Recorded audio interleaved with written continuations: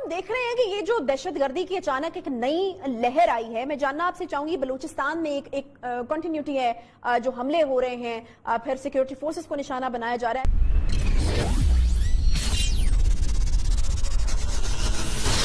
Hello दोस्तों, जय हिंद। कैसे हो guys? Welcome my YouTube channel Hindustan special.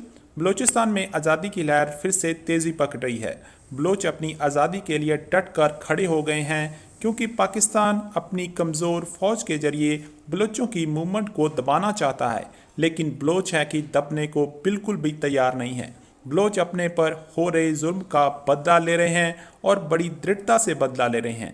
इसी सिलसिले में पाकिस्तानी फ़ौज के 3 जवान मारे गए और कई जख्मी हो गए हैं। बलूचिस्तान की आज़ादी बलोचों का हक है।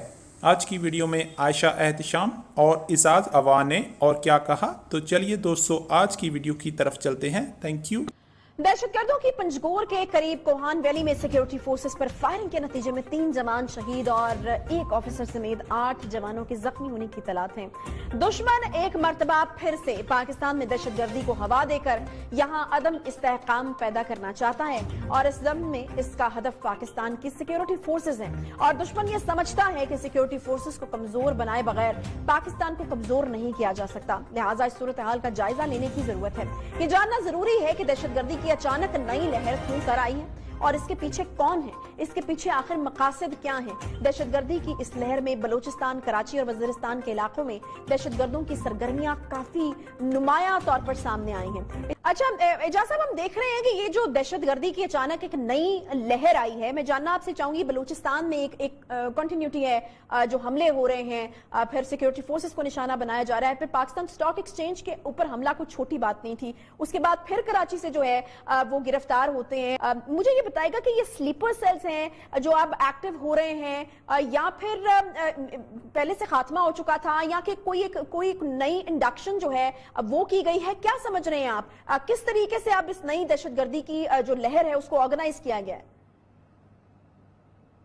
अच्छा, इसमें तीनों चीजें हैं। पहली बात यह है कि ये दहशतगर्दी एक ऐसा मामला है जिसमें आखिरी दहशतगर्द तक हमेशा नहीं मारे जाते। आप उनके जो वसाइल हैं उनको कर देते हैं, उनकी रीइंफोर्समेंट को महदूद कर देते हैं, उन्हें सोसाइटी से आइसोलेट कर देते हैं, उन्हें मजबूर कर देते हैं कि वो कोई और काम करें और ये छोड़ दें, लेकिन आखिरी दहशतगर्द कभी भी मारा नहीं जाता। अब ये स्लीपिंग सेल की मौजूदगी भी एक हकीकत है और 2610 किलोमीटर का बॉर्डर जो तकरीबन 1800 से ज्यादा तक फेंसिंग हो चुकी है, मजीद जो 1100 किलोमीटर का एरिया अभी तक फेंस नहीं हुआ है, वहां से फ्रेश इन्फेक्शन की इम्कानात है और वो होती रहती है। और समुद्र के जरिए मच्छरों की सूरत में, मच्छरों के रूप में भी ये लोग उनको दाखिल करते रहते हैं कराची और समुद्र की सरहदों से।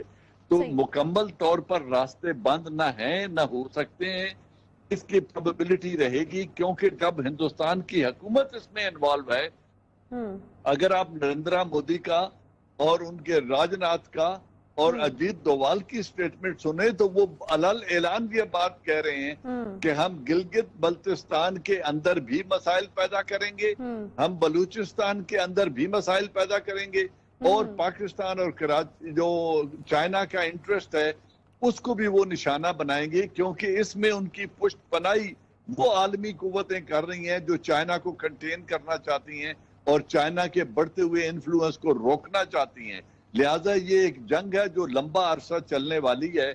हमें अपने घर को बेहतर करना है और अपने रेस्पॉन्स को बेहतर बनाना है। उसके बाद हम देख रहे हैं कि कराची से आज जो है वो 3 और लोगों को गिरफ्तार किया गया है, साथ उनके ताल्लुकात हैं।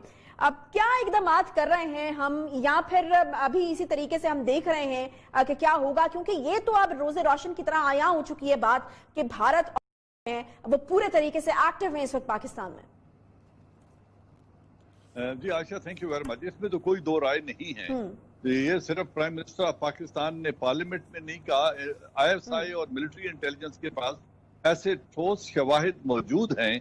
इस वक्त जैसे चिराग बुझने से पहले आखिरी लौ देता है, चूंकि हिंदुस्तान और अमेरिका का अमल दखल अफगानिस्तान में दिन ब दिन कम हो रहा है और वाइंड अप हो रहा है और एक स्टेज आएगी जब उनका अमल दखल बिल्कुल खत्म हो जाएगा, तो उससे पहले वो जो कुछ नुकसान आर्म फोर्सेस का करना चाहते हैं, वो उसकी पूरी कोशिश कर रहे हैं, और पाकिस्तान और चाइना के मुश्तरका मफादात पर वो जितनी ज़रब लगा सकते हैं वो लगा रहे हैं।